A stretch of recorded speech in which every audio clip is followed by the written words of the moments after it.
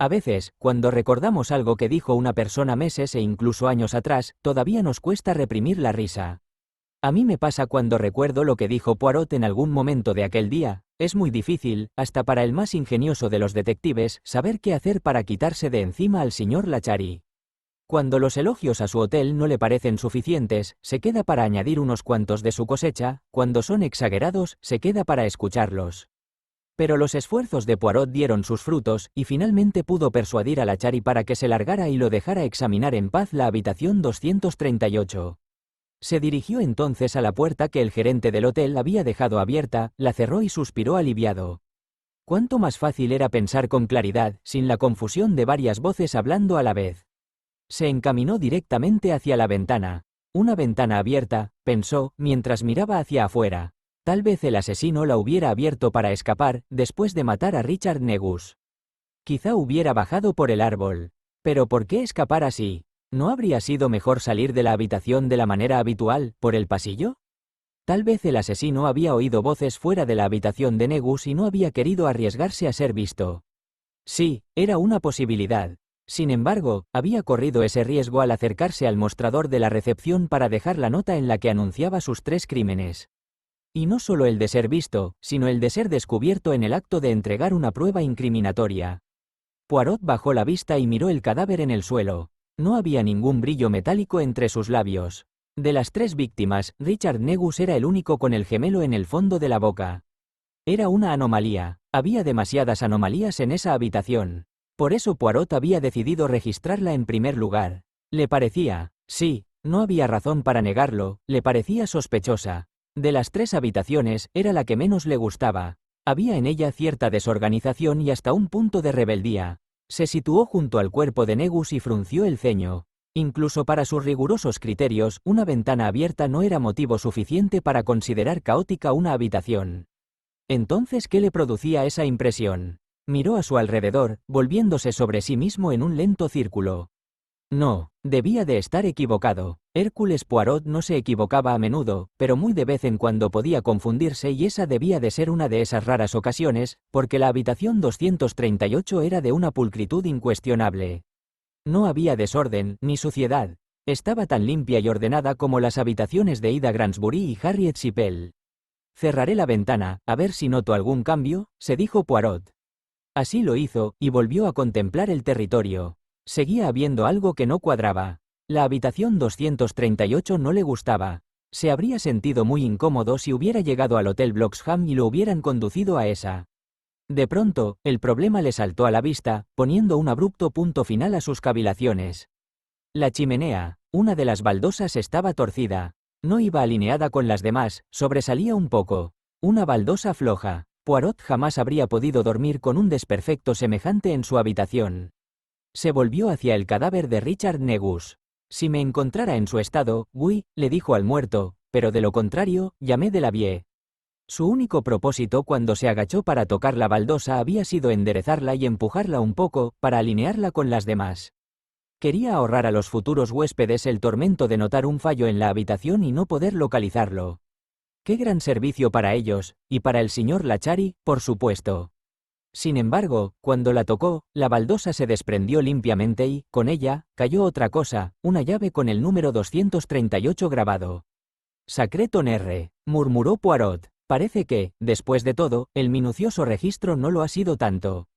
Volvió a colocar la llave donde la había encontrado y procedió a inspeccionar el resto de la habitación, centímetro a centímetro.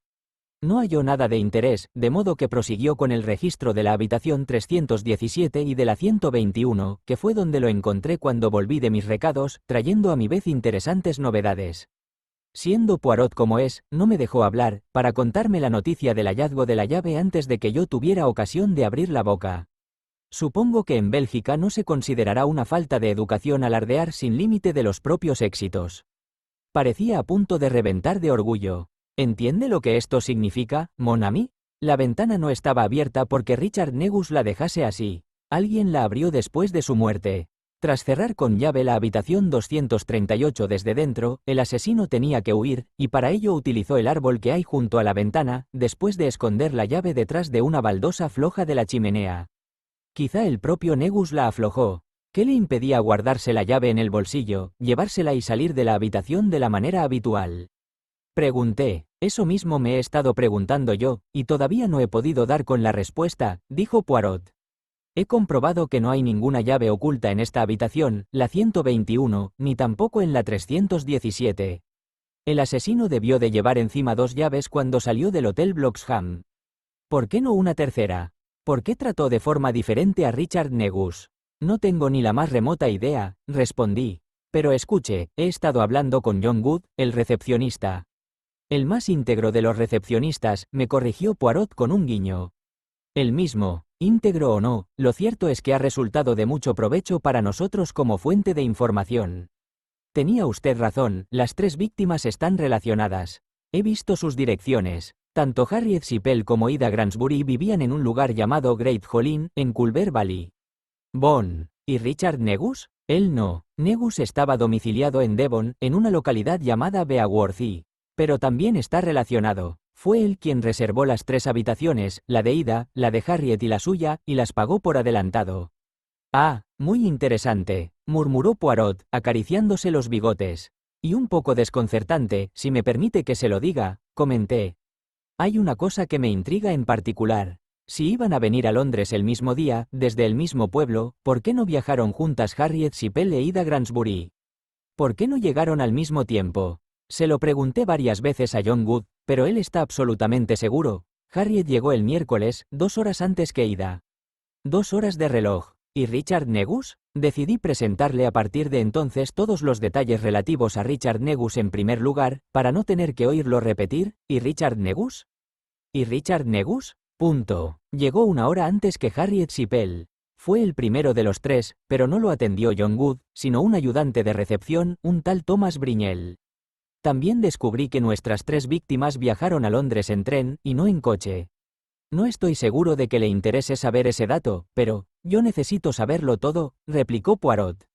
Sus evidentes deseos de ponerse al mando y de hacer suya la investigación me irritaban y a la vez me proporcionaban confianza. El Bloxham dispone de coches para recoger a sus huéspedes en la estación, le dije. El servicio no es barato, pero el hotel lo organiza con mucho gusto. Hace 3 semanas, Richard Negus le pidió a John Wood que hiciera los arreglos necesarios para recogerlos a todos ellos en la estación, a Harriet Sipel, a Ida Granbury y a él mismo. Por separado, un coche para cada uno. Negus lo pagó todo por adelantado, las habitaciones y los coches. Me pregunto si sería un hombre adinerado, reflexionó Poirot en voz alta. Con frecuencia, el móvil de un asesinato es el dinero. ¿Qué piensa, Catchpool, ahora que sabemos un poco más? Bueno, decidí arriesgar una hipótesis, ya que me lo había preguntado. Poirot me había instado a considerar todo lo posible, de modo que me dispuse a formular una teoría, utilizando los datos conocidos como punto de partida. Richard Negus tenía que saberlo todo acerca de las 3 llegadas al hotel, puesto que reservó y pagó las habitaciones, pero quizá Harriet Sipel no sabía que Ida Granbury iba a venir al Bloxham, y tal vez Ida tampoco sabía que iba a venir Harriet. Oui, c'est possible. Animado, proseguí. A lo mejor era esencial para los planes del asesino que tanto Ida como Harriet ignoraran la presencia de la otra en el hotel. Pero si ambas la ignoraban, y si Richard Negus, por su parte, sabía que las 2 mujeres y él mismo se alojarían en el Bloxham. Me interrumpí, sintiendo que mi manantial de ideas se había agotado. Poirot tomó el relevo. Veo que nuestras especulaciones siguen caminos similares, amigo mío. ¿Fue Richard Negus cómplice involuntario de su propio asesino? Quizá el criminal lo convenció para que trajera a sus víctimas al Hotel Bloxham, supuestamente por otra razón, aunque desde el principio tenía planeado matarlos a los 3. La pregunta es la siguiente, ¿era vital por alguna razón que Ida y Harriet ignoraran la presencia de la otra en el hotel? Y de ser así, ¿para quién era importante? ¿Para Richard Negus, para el asesino o para ambos? ¿Quizá Richard Negus tenía un plan y el asesino, otro? Puede ser, respondió Poirot. Ahora tenemos que averiguar todo lo que podamos acerca de Harriet Sipel, Ida Granbury y Richard Negus. ¿Quiénes eran y dónde vivían? ¿Qué esperanzas tenían, qué rencores, qué secretos? En el pueblo de Great Holin buscaremos nuestras respuestas. Quizá encontremos también a Jenny, y a P.I.J. Le Mysterieux. No hay nadie entre los huéspedes del hotel que se llame Jenny. Ni hoy, ni ayer por la noche. Lo he comprobado. No me sorprende. Fee Spring, La camarera del Café Pleasant me dijo que Jenny vivía en una casa, en la otra punta de la ciudad. Eso significa que vive en Londres y no en Devon, ni tampoco en Culver Valley. Jenny no necesita alojarse en el Hotel Bloxham si vive en la otra punta de la ciudad. A propósito de Devon, he de informarle que Henry Negus, hermano de Richard, viene en este momento hacia aquí. Richard Negus vivía con Henry y su familia, y he reunido a algunos de mis mejores hombres para que interroguen a los huéspedes del hotel. Es usted muy eficiente, Catchpool, comentó Poirot, mientras me daba unas palmaditas en el brazo. Me sentí obligado a revelarle mi único fracaso. El asunto de las cenas en las habitaciones está resultando peliagudo, le dije. No he podido encontrar a nadie que haya tomado personalmente los pedidos o haya subido las bandejas a las habitaciones. Parece haber cierta confusión. No se preocupe, replicó Poirot. Haré las averiguaciones necesarias cuando estemos todos reunidos en el comedor. Mientras tanto, ¿qué le parece si damos un paseo por los jardines del hotel? A veces, una caminata ligera es suficiente para hacer aflorar una nueva idea a la superficie de nuestros pensamientos. En cuanto salimos, Poirot empezó a quejarse del tiempo, que parecía haber empeorado repentinamente. ¿Quiere que entremos?, sugerí. No, todavía no. El cambio de ambiente es bueno para la materia gris y puede que los árboles nos resguarden un poco del viento. No me disgusta el frío, pero existe un frío bueno y un frío malo, y le aseguro que este de hoy es el malo. Nos detuvimos al llegar a la entrada de los jardines del Bloxham. Luca Lachari no había exagerado al hablar de su belleza. Eso pensé cuando vi las hileras de tilos perfectamente trenzados entre sí y, al fondo, las obras más artísticas de poda ornamental que hubiera visto nunca en Londres. No era una simple domesticación de la naturaleza, sino su más completa y asombrosa subyugación. Incluso bajo el viento frío, resultaba excepcionalmente agradable a la vista. ¿Y bien?, le pregunté a Poirot, ¿entramos o no? Pensé que sería muy gratificante pasear entre los árboles por los verdes senderos, rectos como una vía romana. No sé, respondió Poirot frunciendo el ceño. Este tiempo, añadió con un estremecimiento, raya, será el mismo aquí que en los jardines, completé yo su frase con cierta impaciencia. Hay solamente dos sitios donde podamos estar, Poirot, dentro del hotel o fuera. ¿Cuál prefiere? Tengo una idea mejor, anunció en tono triunfal. Cogeremos un autobús. ¿Un autobús? ¿A dónde? A cualquier lugar, a ninguno. ¿Qué más da? Nos apearemos al cabo de un momento y cogeremos otro para regresar. De ese modo podremos disfrutar del cambio de ambiente sin sufrir el frío. Venga, miraremos la ciudad por las ventanas del autobús. ¿Quién sabe lo que podremos descubrir? Se puso en marcha con paso firme. Yo lo seguí, negando con la cabeza. ¿Está pensando en Jenny, verdad? Dije, es poco probable que la veamos. Más probable que si nos quedamos aquí, mirando la hierba y las ramas de los árboles, replicó Poirot con un punto de ferocidad en la mirada. 10 minutos después, estábamos dando tumbos en el interior de un autobús con los cristales tan empañados que resultaba imposible distinguir lo más mínimo a través de las ventanas. Secarlas con un pañuelo no sirvió de nada. Intenté que Poirot entrara en razón. A propósito de Jenny, empecé. «Oui, es posible que corra peligro, sí, pero realmente no tiene nada que ver con nuestro caso en el Bloxham. No hay ninguna prueba de que exista una conexión entre los dos asuntos». «Ninguna. Discrepo, amigo mío», replicó Poirot con tristeza en la voz. «Estoy más convencido que nunca de que hay una relación». «¿De verdad? Diantre, Poirot. ¿Y por qué?» «Porque las dos situaciones tienen en común dos rasgos sumamente inusuales». «¿Y cuáles son esos dos rasgos?» «Ya los descubrirá, Catchpool. Le aseguro que no puede dejar de notarlos si repasa con la mente abierta lo que ya sabe». En el asiento de atrás, una madre ya anciana y su hija de mediana edad discutían sobre la diferencia entre un pastel simplemente bueno y otro excelente. «¿Lo oye, Catchpool?», me susurró Poirot. «La diferencia. No debemos prestar atención a las similitudes, sino a las diferencias. Ahí encontraremos las pistas que nos conduzcan a nuestro asesino». «¿Qué diferencias?», pregunté. «Las que hay entre dos de los asesinatos del hotel y el tercero». «¿Por qué difieren tanto los detalles circunstanciales en el caso de Richard Negus? ¿Por qué el asesino cerró la puerta desde dentro de la habitación y no lo hizo desde fuera? ¿Por qué escondió la llave detrás de la baldosa floja de la chimenea, en lugar de llevársela? ¿Por qué se marchó por la ventana y bajó por el árbol, en vez de salir por el pasillo de la manera habitual? Al principio pensé que tal vez oyó voces en el pasillo y no quiso arriesgarse a ser visto mientras salía de la habitación del señor Negus. Parece razonable, dije yo. No creo que fuera la razón. Ah, ¿y por qué no? Por la posición del gemelo en la boca de Richard Negus, diferente con respecto a los otros dos casos, totalmente dentro de la boca, cerca de la garganta, y no entre los labios. No pude reprimir un gruñido. No volvamos otra vez con eso. Ya le dije que no me parece. Oh, espere un segundo, Catchpool. Veamos si. El autobús se había detenido en una parada. Poirot alargó el cuello para observar a los nuevos pasajeros y dejó escapar un suspiro cuando hubo subido el último, un hombre delgado en traje de tweed, con más pelo dentro de las orejas que fuera. Imagino que estará decepcionado porque ninguno de ellos es Jenny, dije. Tuve que expresarlo en voz alta, para poder creérmelo yo mismo. Non, mon ami, acierta en el sentimiento, pero no en la causa. Me siento decepcionado cada vez que pienso que en una ciudad tan gigantesca como Londres es muy poco probable que vuelva a ver a Jenny. Sin embargo, conservo la esperanza. Usted habla mucho del método científico, pero en el fondo es un soñador, ¿no? ¿Y usted cree que la esperanza es enemiga de la ciencia y no el motor que la impulsa? Si es así, permítame que discrepe, como discrepo en lo referente al gemelo, lo cual es una diferencia significativa en el caso de Richard Negus respecto al de las dos mujeres. La diferencia de la posición del gemelo en la boca del señor Negus no se explica suponiendo que el asesino oyó voces en el pasillo y quiso eludirlas. Poirot parecía estar hablando para sí mismo. Por lo tanto, tiene que haber otra explicación. Y hasta que sepamos cuál es, no podemos estar seguros de que sirva para justificar también la ventana abierta, la llave oculta en la habitación y la puerta cerrada desde dentro. Llega un momento en la mayoría de los casos, y no solo en aquellos en los que Hércules Poirot ha logrado involucrarse, en el que uno empieza a sentir que sería mucho más cómodo, y no menos eficaz, hablar exclusivamente con uno mismo y abandonar todo intento de comunicación con el mundo exterior.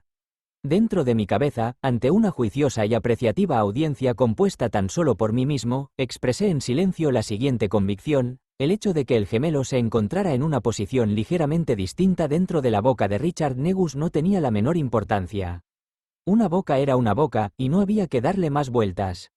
Lo más probable era que el asesino creyese haber hecho lo mismo con las tres víctimas, a las tres les había abierto la boca y les había colocado dentro un gemelo de oro. No se me ocurrió ninguna explicación para la llave oculta detrás de la baldosa floja de la chimenea. Habría sido más rápido y fácil para el asesino llevársela en el bolsillo o dejarla caer en la alfombra, después de limpiarle las huellas dactilares.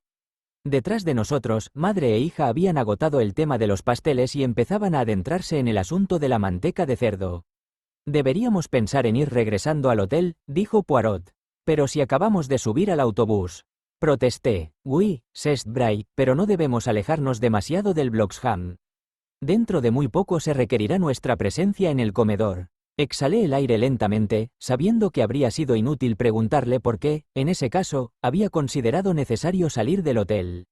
Tenemos que apearnos de este autobús y coger otro, dijo. Quizá la vista sea mejor en el siguiente. Y así fue. Poirot no divisó el menor rastro de Jenny, para su gran consternación, pero yo vi varias cosas agradables y divertidas que me hicieron recordar una vez más lo mucho que me gusta Londres: un hombre vestido de payaso que intentaba hacer juegos malabares con el mayor desacierto y aún así conseguía que los transeúntes le arrojaran monedas, un perro de aguas cuya cara me recordó las facciones de un político importante, y un vagabundo sentado en el suelo, con una maleta abierta a su lado, que se servía comida de su interior como si de un puesto ambulante se tratara. Mire, Poirot, dije. A ese tipo no le preocupa el frío. Está más feliz que el gato que se comió la nata. Pensándolo bien, puede que sea el vagabundo que se comió la nata. Mire ese chucho, Poirot. ¿No le recuerda a alguien? Alguien famoso. Fíjese bien. Seguro que lo nota. Catchpool, me dijo Poirot con expresión severa, vaya poniéndose de pie o nos pasaremos de parada. Usted siempre está mirando hacia otro lado, siempre está buscando algo para distraerse. Me levanté, y cuando nos apeamos del autobús le dije: ha sido usted quien se ha empeñado en hacer este paseo inútil por la ciudad. No puede reprocharme que me distraiga viendo cosas interesantes. Poirot se paró en seco. Dígame algo. ¿Por qué elude mirar los tres cadáveres del hotel? ¿Qué le resulta tan insoportable de ver? Nada. He mirado los cadáveres tanto como usted. De hecho, ya los había mirado bastante antes de que usted llegara. Si no quiere hablar del tema conmigo, no tiene más que decirlo, mon ami. No hay nada que decir. No conozco a nadie que se pare a mirar un cadáver por más tiempo del estrictamente necesario. Eso es todo y no hay más. Non, me contradijo Poirot con serenidad. No es todo. Imagino que debería habérselo contado, pero todavía no sé por qué razón no lo hice. Mi abuelo murió cuando yo tenía 5 años. Su agonía fue muy prolongada y pasó todo el tiempo en una habitación de nuestra casa. Me desagradaba profundamente visitarlo a diario en su dormitorio, pero mis padres insistían en que era importante para mi abuelo, de modo que yo lo hacía para complacerlos a ellos, y también por él. De ese modo, pude ver cómo su piel se volvía cada vez más amarilla, su respiración más superficial y su mirada se perdía. No creo que se tratara de miedo lo que sentía yo entonces, aunque recuerdo perfectamente que todos los días contaba los segundos que debía permanecer en su habitación, sabiendo que al cabo de un tiempo podría marcharme, cerrar la puerta tras de mí y dejar de contar. Cuando murió, me sentí como si por fin hubiera cumplido una larga condena de cárcel y pudiera salir en libertad. Se lo llevarían y la muerte ya no habitaría en nuestra casa. Entonces mi madre me dijo que debía entrar en la habitación, para ver a mi abuelo por última vez. Me dijo que ella vendría conmigo y que todo iría bien. El médico había dispuesto el cadáver sobre la cama. Mi madre me explicó que era preciso arreglar a los muertos. Yo contaba los segundos en silencio. Fueron más segundos que de costumbre, 130 por lo menos, de pie junto a mi madre, contemplando el cuerpo inanimado y mustio de mi abuelo. «Cógele la mano, Edward», me dijo mi madre. Cuando me negué, ella se echó a llorar como si no fuera a parar nunca. Entonces cogí la mano huesuda del abuelo. Habría dado cualquier cosa por soltarla y salir corriendo, pero la sostuve hasta que mi madre dejó de llorar y dijo que ya podíamos bajar al salón. «Cógele la mano, Edward. Cógele la mano».